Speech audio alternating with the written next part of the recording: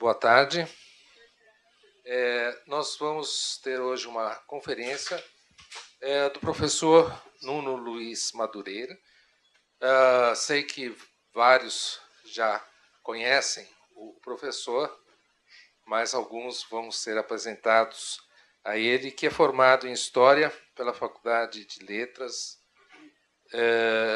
da Universidade de Lisboa, com mestrado em Economia e Sociologia Histórica e doutorado em História Social Contemporânea pelo Instituto Superior de Ciências do Trabalho e da Empresa, o ISCTE, e hoje é ali professor associado com agregação do Departamento de História. Também é coordenador do Centro de Estudos de História Contemporânea, ESPP, Sociedade, Mudança Econômica e Tecnologia. E o título está já apresentado aqui como Qualidade Energética, a História de uma Ideia. Então, com a palavra, professor Nuno.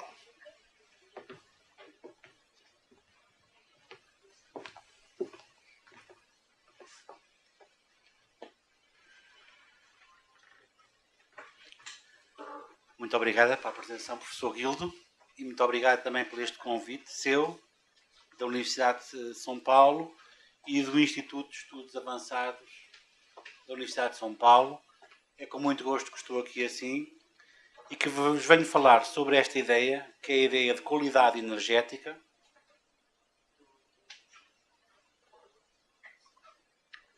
que descreve basicamente o princípio de que quando nós temos uma fonte de energia ou uma forma de energia, nós podemos encontrar vários atributos e, portanto, criar uma hierarquia na energia consoante os atributos que ela tem.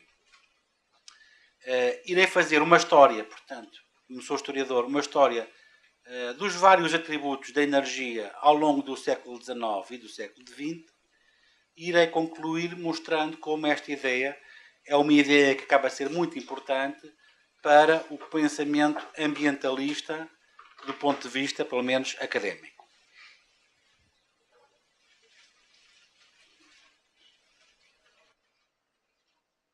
A ideia de qualidade energética surge um pouco em contraponto com uma grande lei da física, que é a primeira lei da termodinâmica. A primeira lei da termodinâmica é a lei da conservação de energia. E diz-nos que, portanto, olhando para esta gravura que representa as experiências que estiveram na base da primeira lei da termodinâmica por parte de Joule, diz-nos que se nós tivermos num sistema fechado, que não seria o caso, uma força, como por exemplo um peso, a exercer uma ação de tipo de força mecânica ligado por um sistema de voltanas a uma ventoinha, sendo que este peso, força mecânica, faz mexer a ventoinha, que no final a força que foi deslocada num determinado comprimento é equivalente, em termos de energia, ao aquecimento que foi provocado na água. E, portanto, o que o Joule procurou demonstrar é que se isto fosse um sistema fechado, a energia de tipo mecânica, aquela força de um peso deslocando-se no espaço, produziria uma energia que é equivalente à outra forma de energia, que é o calor. E, portanto, se tratasse de um sistema fechado, nós podíamos dizer que a energia, uma forma de energia, tinha sido convertida na outra e que, portanto, não havia nenhum desperdício.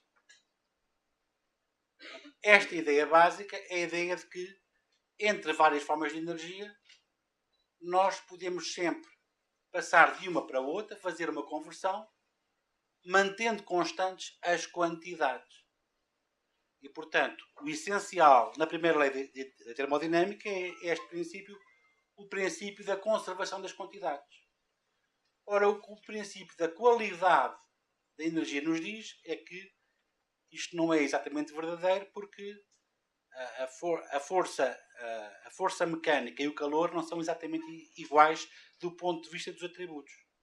Nós podemos alcançar diferentes objetivos com elas e podemos alcançar diferentes resultados.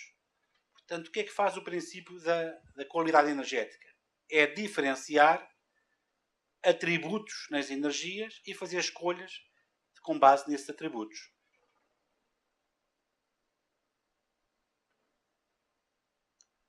Portanto, vou começar, em primeiro lugar, fazendo uma revisão histórica e falando, primeiro de tudo, de como é que foram encontrados atributos de qualidade na primeira grande fonte de combustíveis fósseis, que foi o carvão. Ora, no carvão, o homem encontrou basicamente duas qualidades importantes, ligadas, curiosamente, às duas principais utilizações do carvão no século XIX.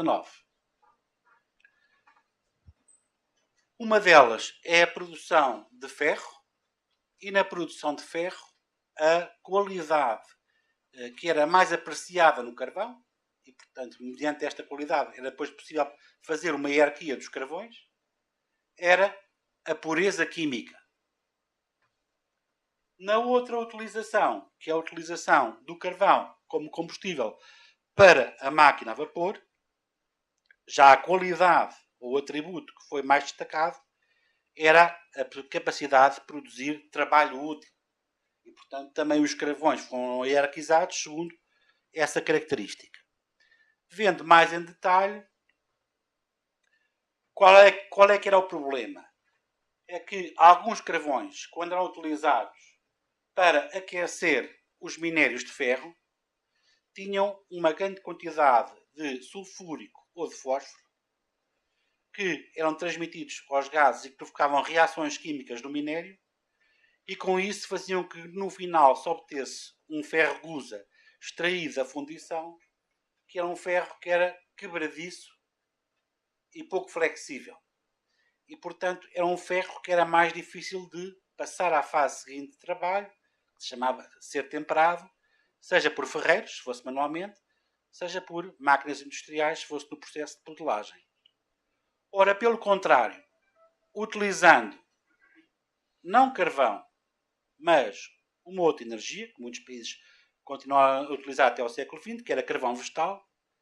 O carvão vegetal é muito mais próximo de uma forma de carbono puro e que tem, portanto, muito menos impurezas, que são transmitidas, portanto, muito menos impurezas que eram transmitidas ao ferro fundido, e com isso o carvão era um carvão muito mais flexível e o ferro era um ferro muito mais flexível e muito mais resistente. E é por isso que nós, ao longo do século XIX, vemos uma coisa que é curiosa, que é, nos países que mantêm estas duplas tecnologias, grandes altos fornos, uns com carvão, outros com madeira, portanto, carvão vegetal, transformado em carvão vegetal, há dois sistemas de preços, no qual o ferro que é feito com carvão vegetal é sempre mais caro que o ferro que é feito com carvão mineral. Isto acontece nos Estados Unidos e no Canadá. E, por outro lado, sabemos que, por exemplo, na Europa, países que se distinguiam na produção com carvão vegetal, como é o caso da Suécia, também tinham sempre uma vantagem de preços, porque esse ferro era tido como um ferro com maior qualidade. Portanto, curiosamente, reparem isto, nesta nova fonte de energia, que é a fonte mais moderna, o carvão, do ponto de vista do seu atributo, que é a pureza química, o carvão aparece como inferior à madeira. Ou seja, a madeira transformada em carvão vegetal é tida como um melhor combustível, com mais qualidade e que, portanto, produz ferro de maior qualidade do que o carvão.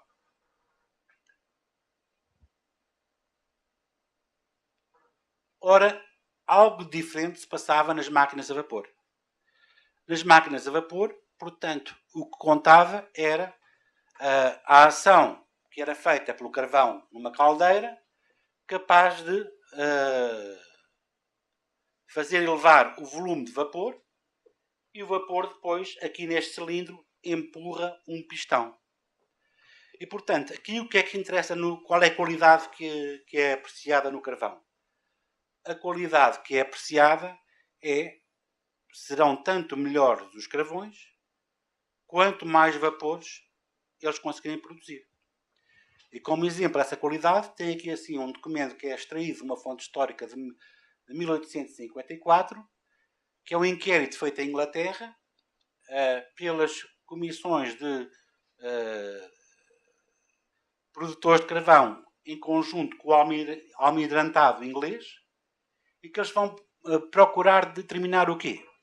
Vão procurar aqui medir experimentalmente, por exemplo, uma libra de carvão a trabalhar à temperatura constante de 100 graus centígrados, quantas libras de água é que consegue produzir. E, portanto, temos aqui assim, por exemplo, o carvão do país de Gales, que é avaliado deste ponto de vista. Portanto, os carvões aqui assim são avaliados segundo a capacidade de produzir trabalho útil por intermédio da capacidade de produzir mais vapor.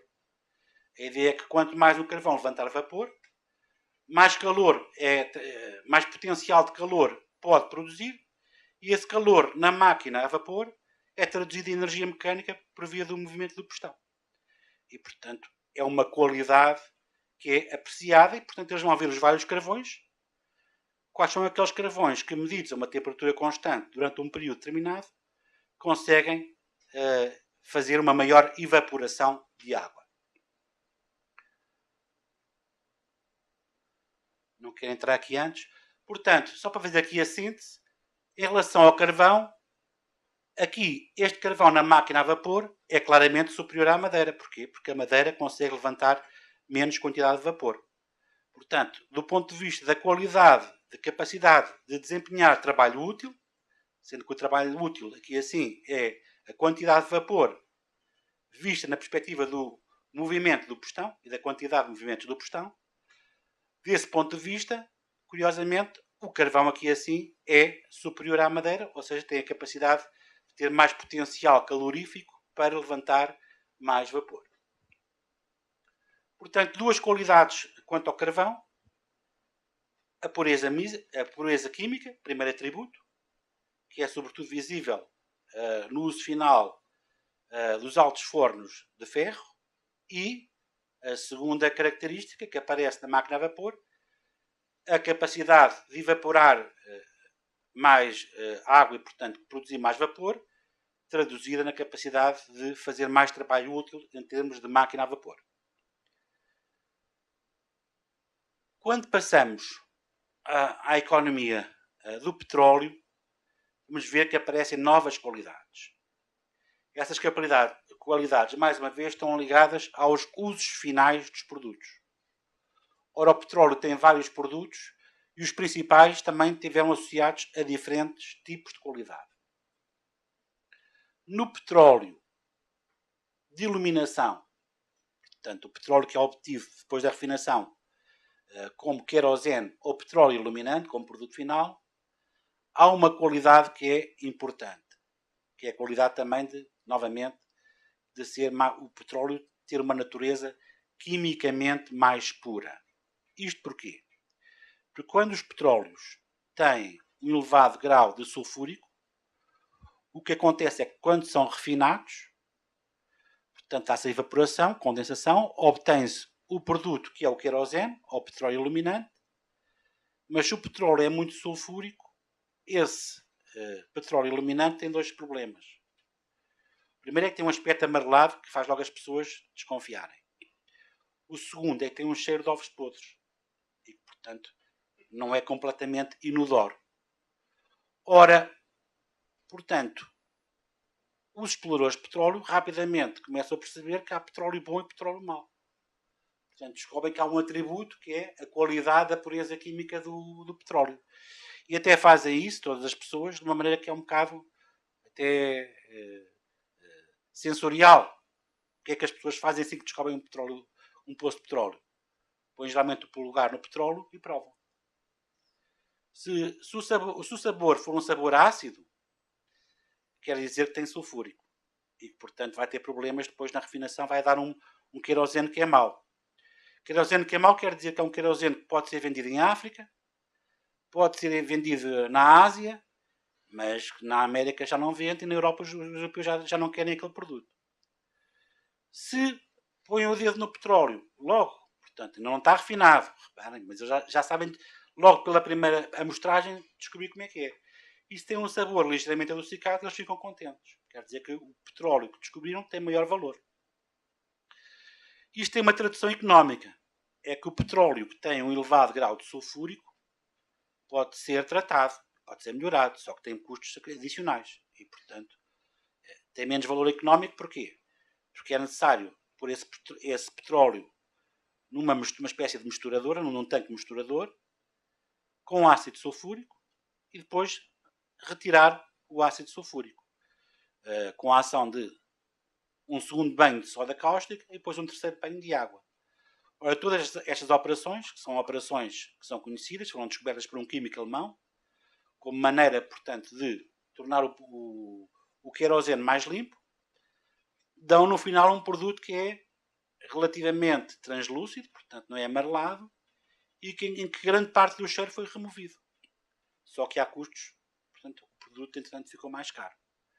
Portanto, no querosene, digamos, um atributo que toda a gente, desde o vendedor até ao explorador inicial que descobre o poço de petróleo, valoriza, é a pureza química, que é testada por aquele gesto de provar. É claro que isto depois é testado laboratorialmente e é feita uma classificação. Nessa classificação nós chamamos aos petróleos tipo doce, os petróleos em que há menos de 0,5% de sulfúrico. Petrólicos amargos, aqueles têm mais de 1,5%. Portanto, isto depois acaba por dar origem a uma classificação que é enraizada em instituições científicas que medem a quantidade de sulfúrico.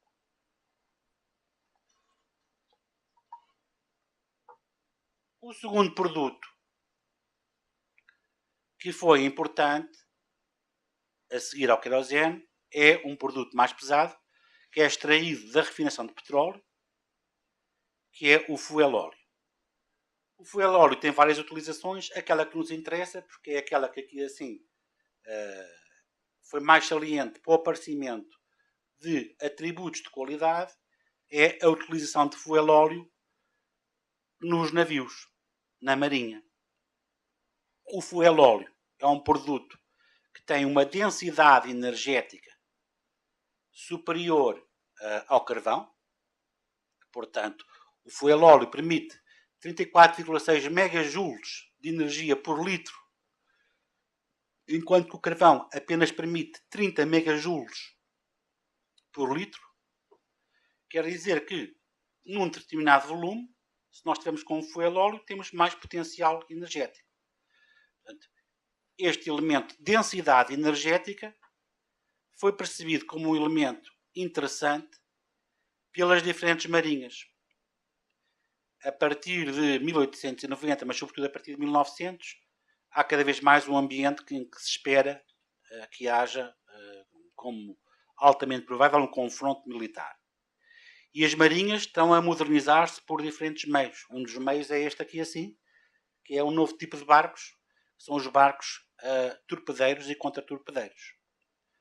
Ora, esta ideia, portanto, de substituir nos barcos da marinha as máquinas a vapor que utilizam carvão por máquinas a vapor que utilizam um combustível com uma densidade mais elevada, surge porque, se for utilizado um combustível com uma densidade mais elevada, a máquina pode ter o movimento dos pistões mais rápidos e, portanto, os barcos podem andar a vapor.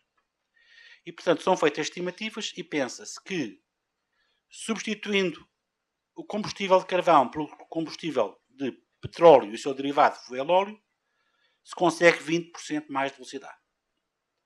E, portanto, há muitos estrategas militares que dizem isto. Nós não podemos desprezar este fator.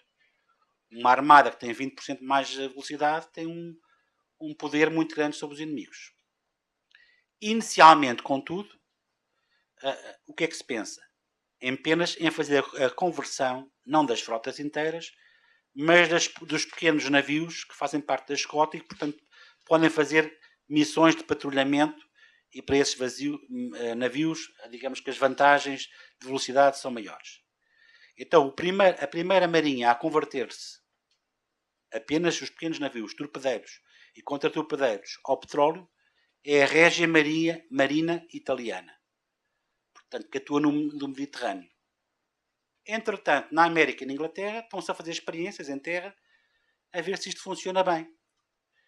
E na véspera da Primeira Guerra Mundial, em 1913, primeiro toda a Armada Britânica e depois toda a Armada Americana, dos Estados Unidos, convertem os seus navios do carvão para o fuel óleo. Para quê?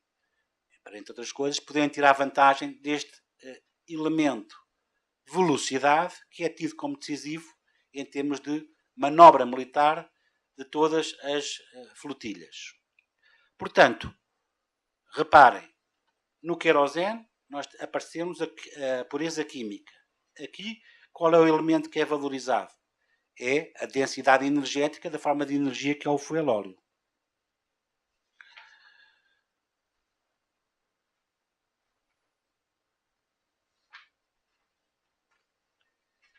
Entretanto, os mercados evoluíram e surgiu um novo produto que veio a dominar os negócios petrolíferos, que é a gasolina. Ora, na gasolina há uma diferença fundamental, é que nos crudos, portanto, no petróleo em bruto, que são ligeiros, têm menor densidade por unidade de volume, nesses petróleos, portanto, mais leves, é possível extrair maior quantidade de gasolina. Ou seja, quando se vai a refinar, o processo de extração das primeiras frações, que são aquelas que evaporam primeiro, dá mais gasolina num petróleo ligeiro do que num petróleo que tem uma elevada densidade e que, portanto, produz poucas frações, que são as primeiras frações de evaporação. Baseado nisto, portanto, nesta ideia de que há petróleos mais valiosos do que outros, e temos aqui assim um quadro que eu já mostrei aos alunos do curso, que nos dá no eixo do X, portanto, os petróleos dos graus dos mais leves para os mais pesados, portanto, as diferentes qualidades, mas na altura era impossível fazer este gráfico porque não se havia uma noção. Havia-se noção que há petróleos melhores para tirar gasolina, há petróleos que são piores. Ora, para tentar perceber esta qualidade, e reparem, muitas das qualidades que nós estamos a falar tiveram que ser medidas, tenta-se medir a densidade do petróleo. E, portanto, a lógica é, petróleos mais densos vão dar menos gasolina, petróleos mais leves vão dar, na refinação, mais produtos derivados com uma componente de gasolina. Para isso, utilizava-se este aparelho, que era o aparelho para medir as densidades dos líquidos, chamado o hidrómetro. Portanto, parece um termómetro, tem um terminal que garante a verticalidade com chumbo ou com mercúrio e tem uma escala adequada ao petróleo. O hidrómetro era, na altura, utilizado para medir todos os líquidos. Sobretudo, era utilizado para medir leite, por exemplo, a densidade do leite, e o amoníaco. O problema é que, no petróleo, havia várias escalas. Estas escalas do hidrómetro, os fabricantes produziram várias escalas. Isto deu uma grande confusão, portanto, na mensuração da densidade do petróleo. O Bureau de Estandartes americanos tentou tomar medidas, criar uma escala única, mas falhou. E, portanto, o problema é que na América não sabia ao certo como é que era medida a densidade. Aproveitando essa oportunidade, uma associação de produtores, que é a Associação Americana do Petróleo, desenvolveu uma escala própria, portanto, diferente de todos os outros líquidos, e só para o petróleo.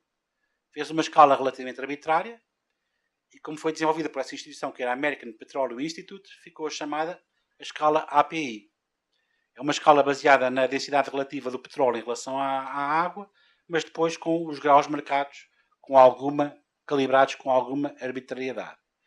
Então, passamos a ter um sistema que permite, a partir de 1919, classificar este atributo do petróleo.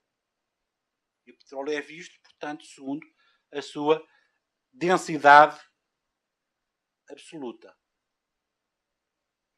Portanto, reparem, 3 produtos finais, 3 atributos diferentes. Querosene, a pureza química, o fuel oil, a densidade energética e na gasolina a densidade, mas neste caso a densidade do petróleo bruto.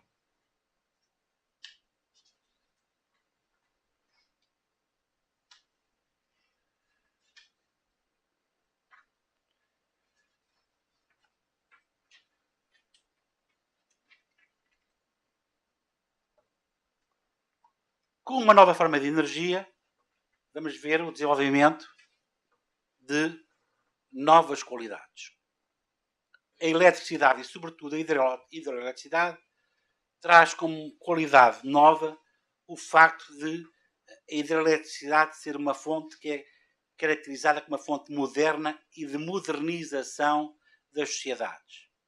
Mas modernização é entendida em 3 sentidos diferentes. Portanto, digamos que acumula 3 ideias dentro deste grande conceito de modernização. A primeira é esta. É que a eletricidade é uma forma que é de energia que é consumida em rede. E, portanto, como uma economia de rede, todos aqueles que estão dentro da área de distribuição da rede têm acesso à eletricidade. Portanto, é uma forma tendencialmente inclusiva em que o consumo não se faz individualmente. Portanto, não é cada indivíduo que enche o seu depósito de gasolina quando quiser, não. Aqui o acesso à rede é o acesso de toda uma comunidade. E, portanto, há este caráter coletivo que leva a que, por exemplo, governos como o governo bolchevique tivesse aquela frase célebre de Lenin, dita em 1920, que o comunismo era a eletrificação mais os sovietes. O que é que ele estava a dizer? Que podíamos fazer uma transição para uma sociedade diferente, um modelo de sociedade comunista, se tivéssemos esta fonte de energia, que é uma fonte tendencialmente igualizadora e inclusiva da população, como outra coisa que era política, que é o poder dos trabalhadores expresso pelas suas assembleias de representantes, que eram os sovietes. Portanto, a eletricidade é moderna neste primeiro sentido. É uma energia tendencialmente democrática e inclusiva nos seus modos de apropriação.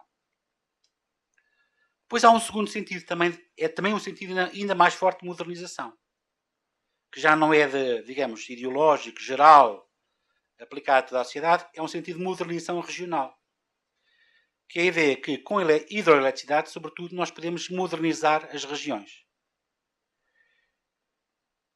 Isto aparece, curiosamente, também, reparem que num momento em que a América tem também uma inclinação em termos do seu pensamento político para a esquerda, com o New Deal do presidente Roosevelt em 1982 e com a ideia que ele tem de criar uma nova autoridade, que é o Tennessee Valley Authority, TVA, para construir um conjunto de barragens e tomar isso como, digamos, o princípio de uma modernização de toda a economia do sul-americano. Portanto, qual é a ideia aqui assim de modernização? É a ideia de criar uma cultura política de cooperação, de planeamento e de recuperação da economia americana. E a ideia é, portanto, criar um sistema de barragens, a mais célebre é a barragem Hoover, acabada de construir em 1976, e com isso fazer com um só golpe, digamos, várias medidas regionais. Em primeiro lugar, claramente, produzir eletricidade.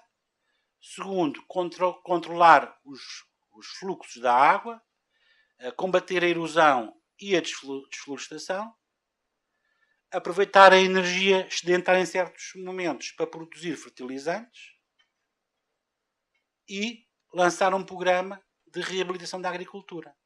Portanto, apoio aos agricultores para o uso de fertilizantes e para a utilização de regadio. Com a eletricidade, há novas condições, e isto é uma coisa muito importante, de mudar a cultura e os hábitos das pessoas. a luz elétrica e a leitura estão associadas e, portanto, o Tennessee Valley Authority fez também programas de saúde pública e de ensino.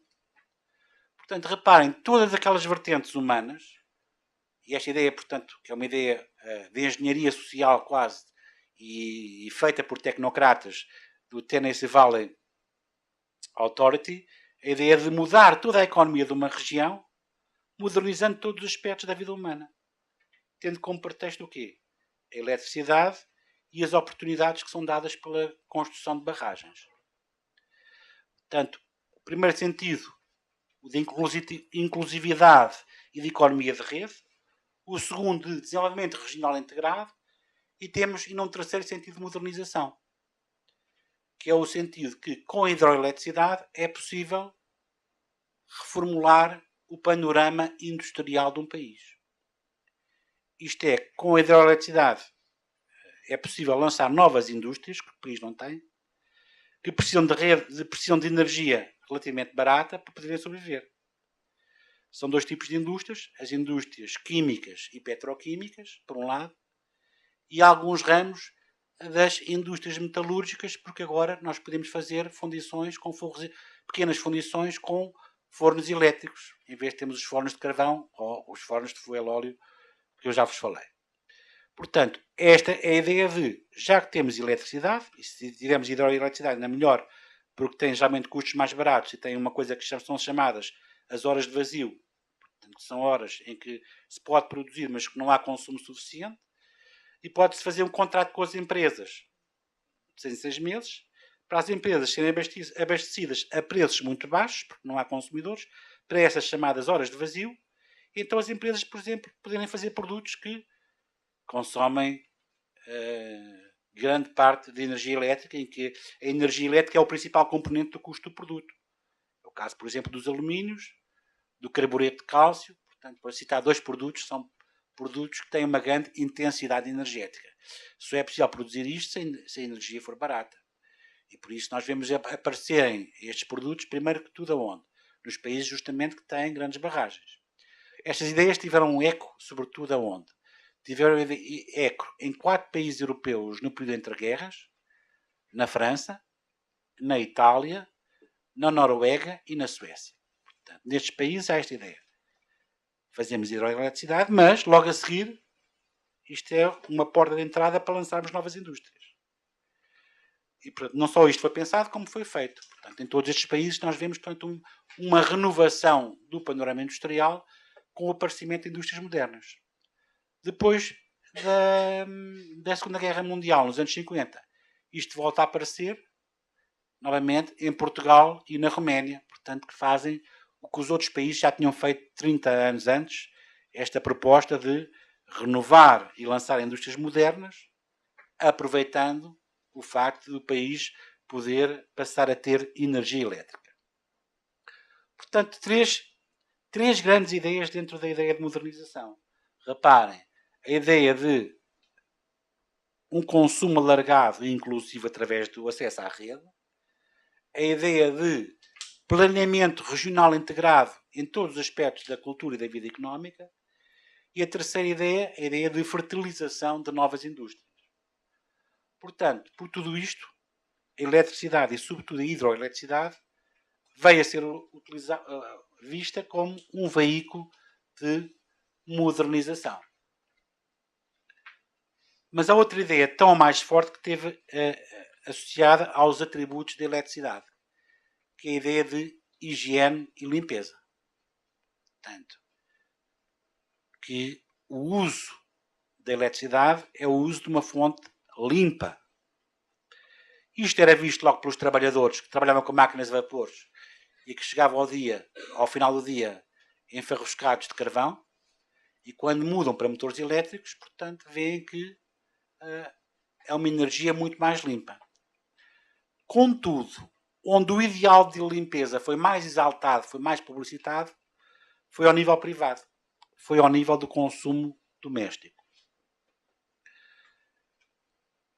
Nos primeiros 50 anos do século XX, nós temos 3 grandes produtos que vingam como eletrodomésticos. Eu não estou a dizer que o frigorífico não tivesse sido já inventado. Foi inventado, mas quase ninguém o tinha. Há, contudo, 3 produtos que se tornam muito difundidos, primeiro nos Estados Unidos e Canadá e depois na Europa. Pelo menos estes são os dados que nós conhecemos.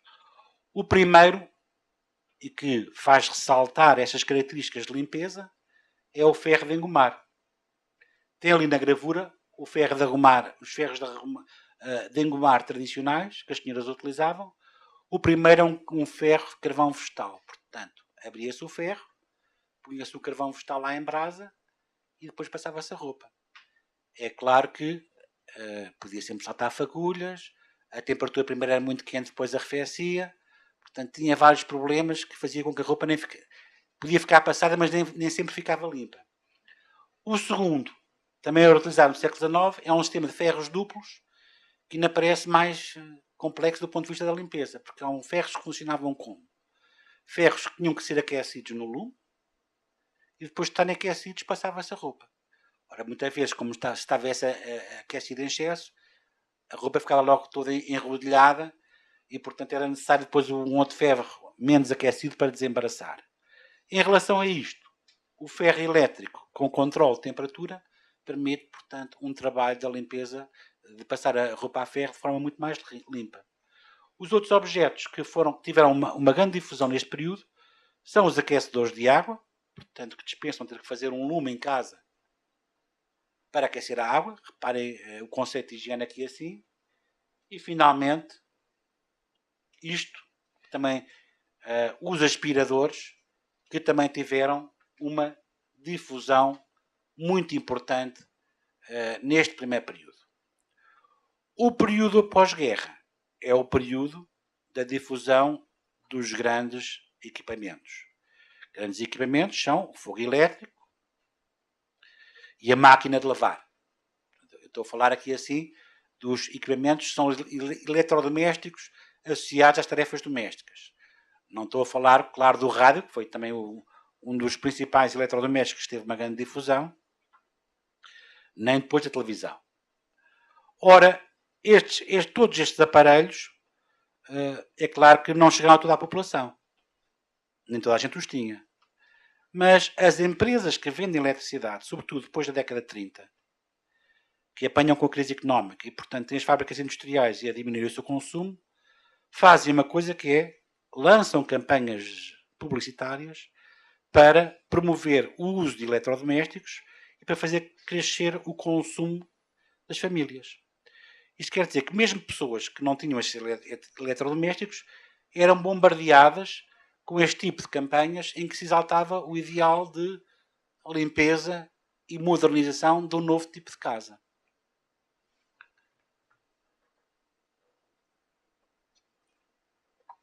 Daí que, por via explícita da experiência das pessoas, por via de campanhas massivas de publicidade que eram feitas nas revistas, em painéis nas ruas, o atributo de limpeza, uma fonte de energia limpa, tenha ficado muito colado à imagem de eletricidade. Só dizer um aspecto final que é o resultado de tudo isto. O resultado de tudo isto é que, de facto, houve maior limpeza. Esta maior limpeza correspondia não só a necessidades sociais, à ideia que as pessoas de uma classe média deviam ter uma casa limpa e, portanto, distinguir-se dos outros, mas também a eletricidade aqui responde a uma necessidade muito grande que vinha desde o século XIX, que era, com as descobertas do Pasteur e da questão que se chama a revolução bacteriológica e o papel das bactérias, a ideia que as bactérias são perniciosas e que são focos de infecções e, portanto, que é importante combater as bactérias. Ora, todos estes equipamentos que nós estamos a ver são armas de guerra contra as bactérias e, portanto, são também entendidos neste sentido. Portanto, o que nós estamos aqui assim a assistir é um ideal de limpeza ligado à automatização das tarefas domésticas. No fundo, a casa torna-se uma pequena fábrica, com as suas máquinas que permitem fazer o trabalho com muito maior eficiência. O que se detectou foi uma coisa curiosa. E, portanto, há vários estudos feitos sobre isto. Com todas estas mudanças, as mulheres que eram quem faziam o principal trabalho, nós pararíamos, passaram a trabalhar menos. Falso. Portanto, o trabalho doméstico não diminuiu. Manteve-se estável ou até aumentou. Quer dizer que com estes novos eletrodomésticos, o que houve foi uma espécie de revolução cultural nos parâmetros de limpeza. E, portanto, aquilo que se calhar antigamente era considerado uma casa limpa, agora passa a ser considerado uma casa suja. As pessoas, em vez de terem o hábito de fazerem, vamos dizer assim, em classe média, uma limpeza grande à casa todos os meses, agora é o hábito de fazer uma limpeza 3 vezes por semana a toda a casa.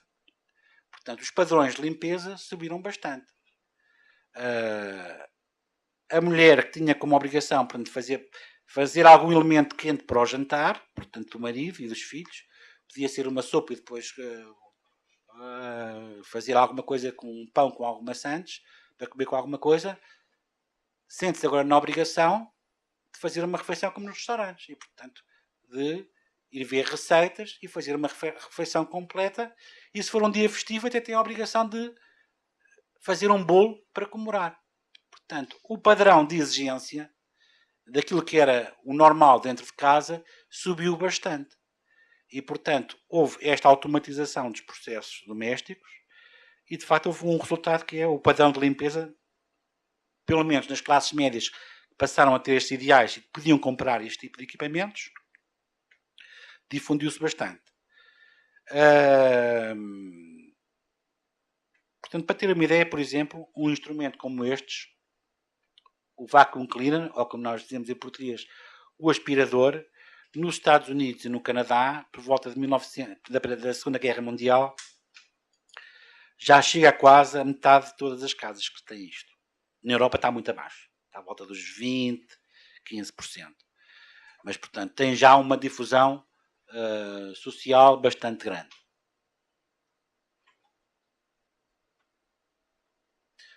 Portanto, vimos na eletricidade, vimos duas características mais, dois atributos de qualidade que as pessoas encontraram na eletricidade. Reparem como são diferentes do carvão e como são diferentes daquelas que nós encontramos na gasolina. Aqui são o ser moderno e permitir uma modernização, primeiro aspecto. Segundo, facilidade de uso e limpeza e asseio. Nós até aqui estivemos a falar da qualidade definida do ponto de vista dos objetivos de um utilizador final, pode ser um industrial ou pode ser um consumidor. Portanto, vimos a qualidade, por exemplo, do ponto de vista do Exército. O Exército e a Marinha viram que no fuel oil havia uma qualidade que era densidade energética. Esta densidade energética podia transmitir maior velocidade aos navios. Mas o que é que aconteceria se nós definíssemos a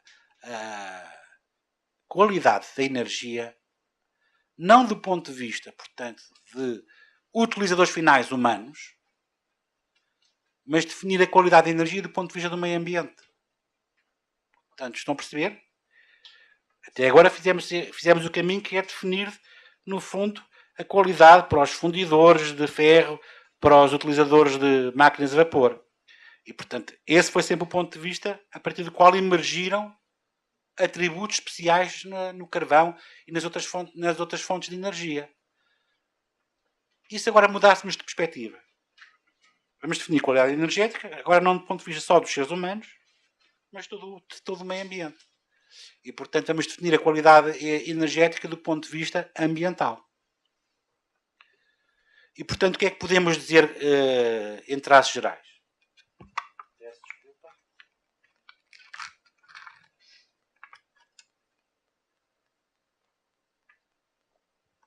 Bem, todos estarão de acordo comigo que uma fonte de energia terá tanto mais qualidade quanto mais garantir a sustentabilidade do ecossistema. Portanto, será isso. Será essa a ideia. Ora, quem chegou a esta conclusão foi um biólogo norte-americano, Howard Thomas Odum, da Universidade da Flórida, que começou por estudar justamente os ecossistemas baseados na chamada agricultura solar, portanto a agricultura que tem o sol como principal fonte de energia. Depois estudou os sistemas aquáticos dos recifes de corais do Pacífico e começou a chegar a um sistema de representação de trocas de energia através destes diagramas, onde vêem que existe sempre geralmente dois elementos. Uma fonte básica de energia que fornece, digamos, os inputs para o sistema todos funcionar, que é o Sol, e depois um símbolozinho aqui assim, que é uma seta a apontar para o chão. Portanto, quer dizer aqui assim, há uma característica que é a base do sistema, e esta é uma ideia do Howard Owen, a base do sistema da Terra é de facto dependente da energia solar. Essa, digamos que é a fonte a partir da qual a vida é possível. Depois, nós temos vários processos aqui assim de interação entre os organismos e o ambiente. Ele, quando vai descrever aqueles sistemas de interação, inspirou-se numa coisa muito engraçada, que foi os diagramas de eletricidade. Portanto, foi a fonte de inspiração dele.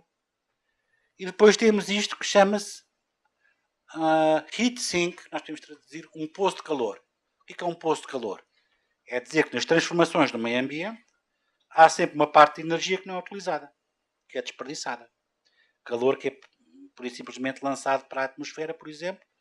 E, portanto, isto corresponde, digamos, à segunda lei da termodinâmica. A ideia é que nos processos de transformação e de conversão energética há um componente da energia que, inevitavelmente, não tem utilidade, é pura e simplesmente desperdiçado.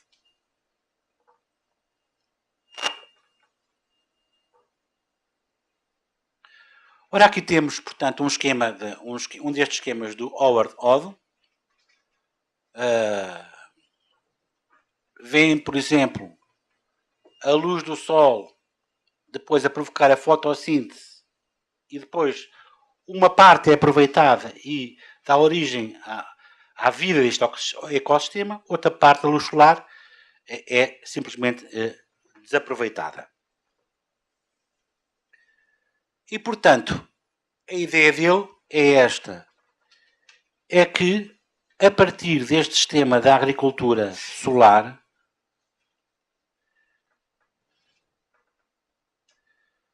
nós podemos fazer as contas e perceber que, por exemplo, por cada hectare de terra, ou por cada metro de terra, é absorvida uma determinada quantidade de calorias, ou seja, de calor, de energia. Depois, estas transformações são complexas, mas o Odum simplificou as trocas no ecossistema a trocas de energia. E, portanto, o que é que ele vê? Ele vê depois a fotossíntese como um processo de transformação da energia solar, da radiação solar,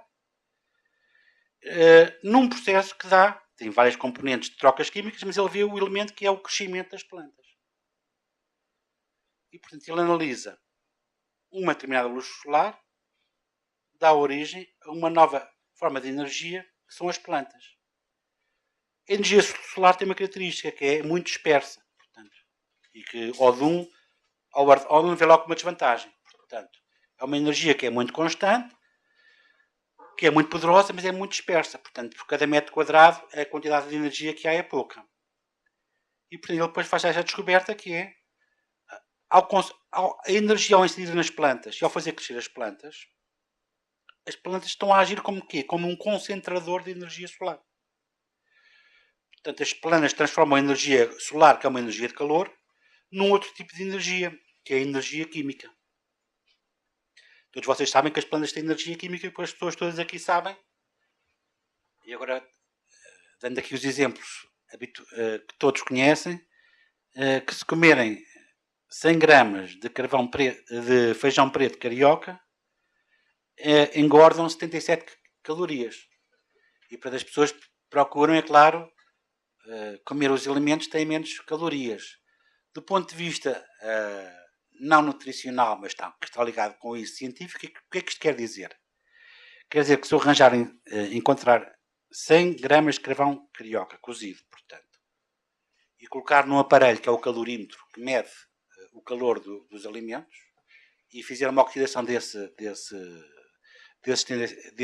100 gramas de feijão, eu vou conseguir aquecer 77 vezes 1 litro de água 1 grau centígrado dos 15 para os 16 graus. Portanto, é este o significado da quilocaloria. A capacidade de aquecer 1 grau, 1 kg de água, geralmente medindo-se dos 15 para os 16 graus. Portanto, 77 calorias, nós devíamos dizer a expressão correta é quilocalorias, quer dizer que aquela comida tem uma energia química que se traduz num potencial de aquecimento. E, portanto, as pessoas, mesmo que queiram muito emagrecer, precisam de comer porque, entre outras funções, os alimentos permitem, por exemplo, manter a temperatura do corpo humano. Portanto, voltando ao ódum, nós temos, portanto, que energia sob a forma de calor, reparem o raciocínio dele, é concentrada aqui assim pelas plantas, é comida pelos animais, e nós temos a cadeia trófica, que é uma cadeia de quê? De concentração de energia. Portanto, voltando ao nosso exemplo, 100 gramas de coelho tem mais quilocalorias do que 100 gramas de feijão. Portanto, há aqui assim um processo de concentração. Então, ele conclui que quando chega a esta primeira ideia, que ele chega a escrever, que é uma energia tem tanto mais qualidade quanto mais concentrada estiver.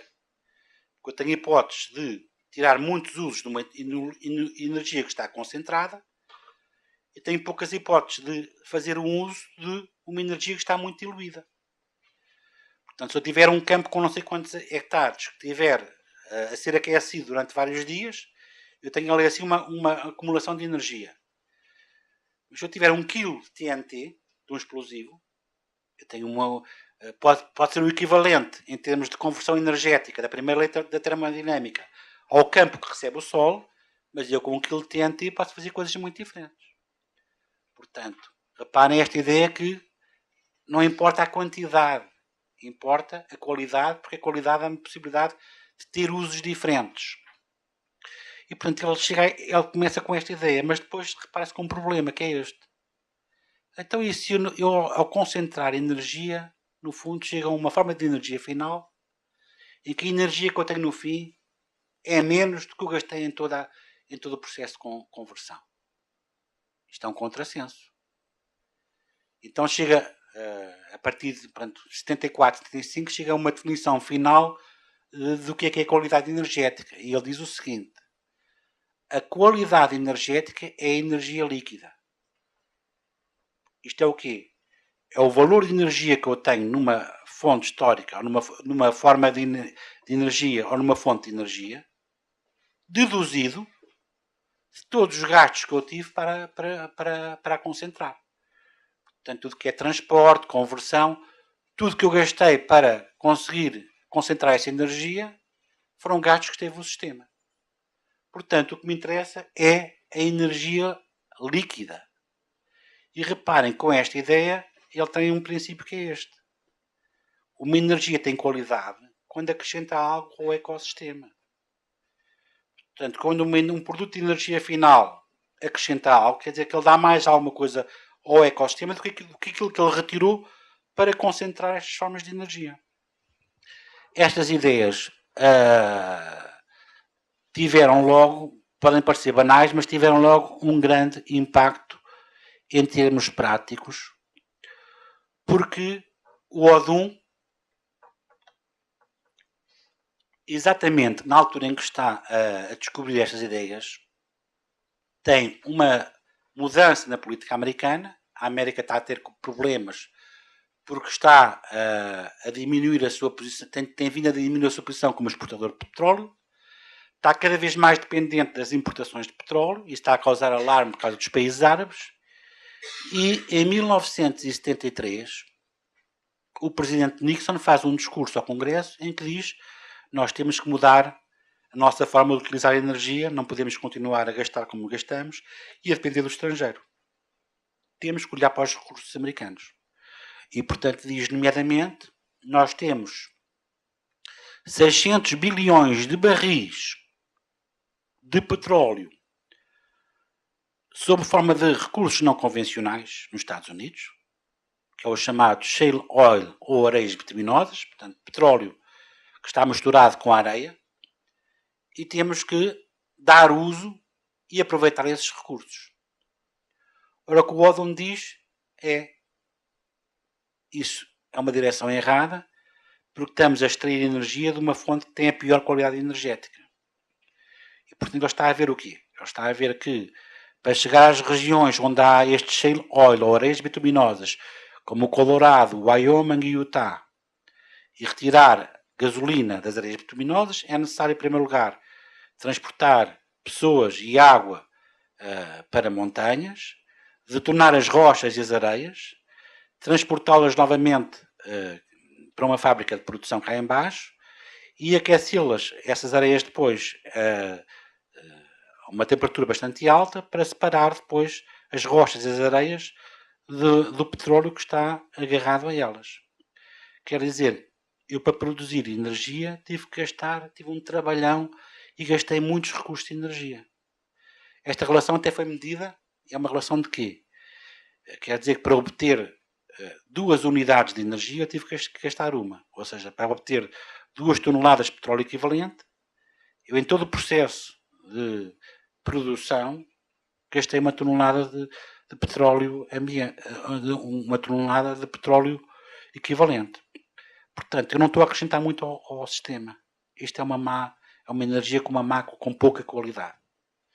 Portanto, o essencial é energias que tenham qualidade no sentido em que acrescentam muito mais ao ecossistema do que aquilo que retiram. Se fazem o mesmo, não vale a pena. Se eu para produzir uma unidade de energia gasto uma unidade de energia, eu não estou a acrescentar nada ao ecossistema. E, portanto, isto não é sustentável. E, portanto, há esta definição de qualidade energética é a energia líquida. Portanto, eu tenho que concentrar energia, mas convém-me que o valor final dessa concentração seja muito mais elevado do que tudo que eu gastei para concentrar e para converter as diferentes formas de energia. E, portanto, nós temos uma nova definição de qualidade energética que tem em conta já o problema da sustentabilidade e da manutenção do ecossistema.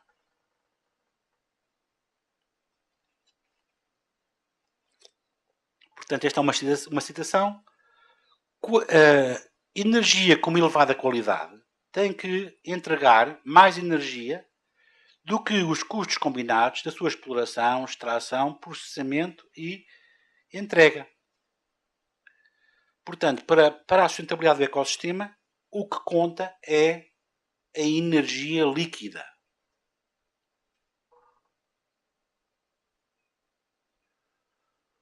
Ora, nós hoje vivemos num período em que nós entramos numa fase em que há qualidades negativas. Qualidades negativas porquê? Porque não em todos os países, mas em muitos países, todos os produtores que fazem recurso aos combustíveis fósseis, por motivos ambientais, estão a pagar um preço extra. Ou há impostos diretos e impostos indiretos sobre os combustíveis fósseis, em alguns países. No outro há um sistema de regulação de emissões de poluição de dióxido de carbono, em que todos os produtores que queimam combustíveis fósseis e com isso lançam dióxido de carbono para a atmosfera em quantidades superiores àquilo que é a sua licença, têm que comprar esses direitos depois no mercado. Portanto, com a penalização do uso de carvão, sobretudo, mas também de petróleo, por via de impostos, nós temos agora este elemento que é o aparecimento de qualidades negativas nos combustíveis. Reparem que a teoria de qualidade igual a energia líquida tem apenas em conta a maneira como se obtém a sua energia. Não tem em conta ainda o elemento como ela depois é utilizada e qual é o custo para o ambiente da sua utilização. Portanto, o problema da poluição não está ainda na teoria do Odum. Eu queria-vos terminar esta pequena conferência só para vos lembrar uma coisa. Portanto, aqui a ideia, portanto, de atributos de energia, nós vimos, implica o quê? Implica escolher uma qualidade na energia. com essa qualidade fazemos uma hierarquia e fazemos escolhas. E, portanto, a qualidade aqui assim está sempre a dizer que não interessa nós pensarmos que nós temos uma energia, uma forma de energia que pode ser convertida noutra, que pode ser convertida noutra. Esse ponto de vista das quantidades não é o mais importante. O ponto de vista mais importante aqui assim é o ponto de vista de como é que eu estou a concentrar a energia e como é que eu estou a dissipá-la, a gastá-la. E, portanto, aqui assim há uma ideia que é esta. O pensamento, todo o pensamento tem em conta o meio ambiente e o pensamento ambiental, está todo muito mais fundamentado na segunda lei da termodinâmica, na lei da dissipação de energia, do que na primeira lei, que é a lei da conservação de energia. Portanto, de facto, do ponto de vista da sustentabilidade do meio ambiente, por estas razões que eu disse aqui e por outras que outros autores desenvolveram, a segunda lei da termodinâmica é hoje, podemos dizer que é uma base do pensamento teórico ambiental. Muito obrigado pela vossa participação.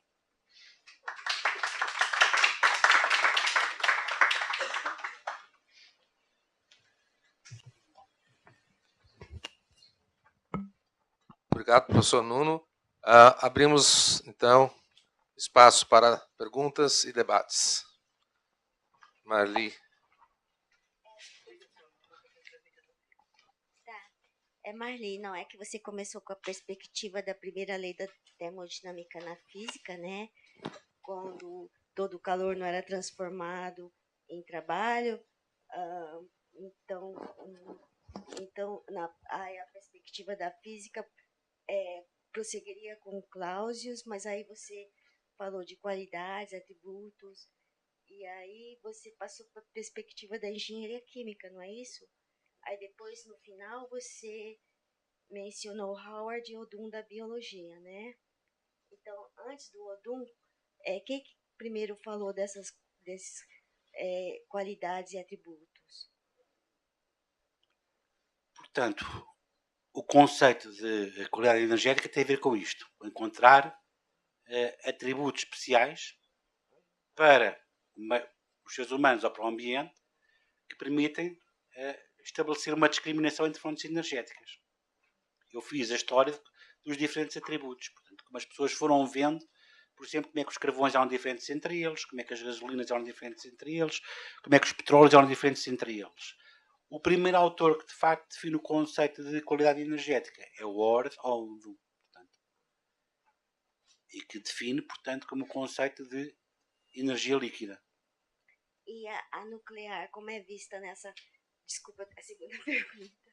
Como é vista no sentido de acrescenta mais ao ecossistema, que retira? Ela é analisada? Bem, para o nuclear nós temos que ver várias coisas. O nuclear é a forma de energia mais concentrada. Portanto, é uma forma que tem... No nuclear você tem a maior densidade energética porque o urânio e a capacidade da fissão produz... tem a maior potencial de energia por unidade de volume, por exemplo, dentro de um reator nuclear. Portanto, a energia nuclear é uma energia altamente concentrada. Desse ponto de vista tem qualidade. Portanto, do ponto de vista do ecossistema. O problema é, como eu lhe disse, o Odum não menciona depois as consequências do uso. E há outra dimensão do nuclear que é as condições de uso que têm a ver com a produção de materiais radioativos, que em si é um risco, portanto, a manutenção desses materiais radioativos e com os riscos também da própria operação do nuclear de haver qualquer acidente que permita uma libertação também de materiais radioativos. Portanto, o nuclear tem os dois lados. Por um lado, é uma energia altamente concentrada, sem sombra de dúvida. Os custos de concentração também não são muito elevados. Portanto, o nuclear e o hidroelétrico são energias em que a energia que você gastou a produzir energia é claramente devolvida durante o ciclo de vida de produção desses equipamentos. Portanto, são energias que têm esse elemento. Agora, do outro ponto de vista, que são as consequências da utilização, tem depois riscos grandes que não são bons para o ambiente, nomeadamente o risco de radioatividade, quer durante o funcionamento, por acidente, quer depois na manutenção das substâncias que são os spent fuels, os combustíveis gastos que mantêm a radioatividade por milhares de anos. E, portanto, tem um elevado nível de risco e de perigosidade. Aqui já outra pergunta, por favor.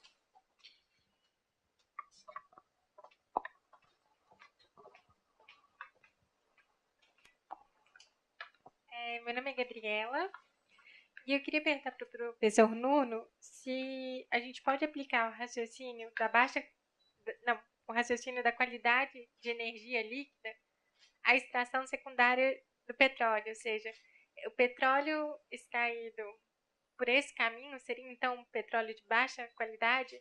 Claro que sim. Portanto, neste raciocínio do conceito de energia líquida, quer dizer um poço em que você faz uma perfuração, não precisa fazer muito mais coisas e tem um petróleo a jorrar durante 5 anos, os custos de extração, portanto, são mínimos. A energia que você gasta para tirar o petróleo da terra é pouca. Portanto, essa energia é uma energia de grande qualidade. Por outro lado, os poços que já estão gastos e, portanto, já têm um nível de maturidade muito grande e que você tem que fazer recuperação secundária, em que tem que, por exemplo, injetar água ou injetar gás para aumentar a pressão e, portanto, tem que ter máquinas para fazer isso. E depois o petróleo volta a fluir à superfície, mas quando volta à superfície, você tira 10 barris, se calhar são 9 barris de água e só um é que é de petróleo. Neste caso, portanto, os custos de energia são quase iguais àquilo que você obtém. Neste caso é uma energia de muito baixa qualidade, sim. Mais perguntas? Bem, eu tenho um comentário. Acredito que esse tópico da qualidade energética, ele, na verdade, ultimamente também é assunto para muita polêmica, porque ele envolve questões ideológicas, além de questões basicamente técnicas. Porque, por exemplo, a questão, vamos por um lado técnico, a segunda lei da termodinâmica, ela só funciona para sistemas fechados. E o sistema, como qualquer sistema que pode ser idealizado de forma fechada, sempre se revela um sistema, na prática, aberto. Não existe sistema fechado na natureza. Indo para o lado mais, digamos, político, a quantidade de CO2 que existe no planeta Terra, para alguns, não depende do consumo de combustíveis fósseis. Há muitas pesquisas e muita polêmica envolvendo as medidas que foram feitas com perfurações de gelo na Antártida para saber qual era a quantidade de CO2 há 1000 anos, 500 anos, 100 anos, porque lá se conserva, nesses blocos de gelo, evidências da quantidade de CO2. Então, se a quantidade de CO2 não for unicamente e exclusivamente um atributo da civilização fóssil, da energia fóssil, vai-se para o outro extremo, que é dizer que quanto mais CO2, melhor, porque o CO2 é essencial para o ciclo vegetal. As plantas vivem, ao contrário de nós, consumindo CO2, né, e liberando oxigênio. Então, esse é um assunto que eu acredito que começa a ser discutido, mas ainda não apreendemos todas as vertentes dele.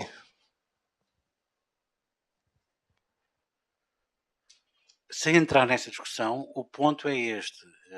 Neste momento, num conjunto de países, há medidas que estão já a penalizar do ponto de vista financeiro os combustíveis fósseis e, portanto, a ideia que o combustível fóssil hoje, em termos não só da opinião pública, mas do ponto de vista económico, tem uma qualidade negativa, e isso hoje começa a ser cada vez mais evidente, porque pagam um preço, quer dizer, eu pago um preço para conseguir não sei quantos joules de energia, mas depois o Estado obriga a pagar um X por utilizar aquela qualidade de energia. E, portanto, aquela qualidade de energia começa a ter claramente uma imagem negativa. É verdade, mas desde os protocolos de Kyoto e até outros de Estocolmo antes disto, os países não desenvolvidos foram muito reticentes contra essa ideia que depois veio a se tornar generalizada de pagar pela pegada de carbono. Ou seja, isto é uma posição francamente política. O fato de existir o tratado e de existir países que não querem saber do tratado não é necessariamente um sinal de estupidez ou de ignorância do que está sendo discutido, mas sim uma posição, como eu falei, política. E nós, no Brasil, que somos sempre considerados um celeiro de produção de alimentos e de reserva de oxigênio, fomos forçados pelas nações mais fortes a aderir a esse modelo. E aqui também no Brasil e em outros países, resistências a essa teoria. Então, nós não estamos hoje discutindo aqui essa teoria, mas eu só queria deixar alertado de que há outras visões igualmente, digamos, científicas a esse respeito.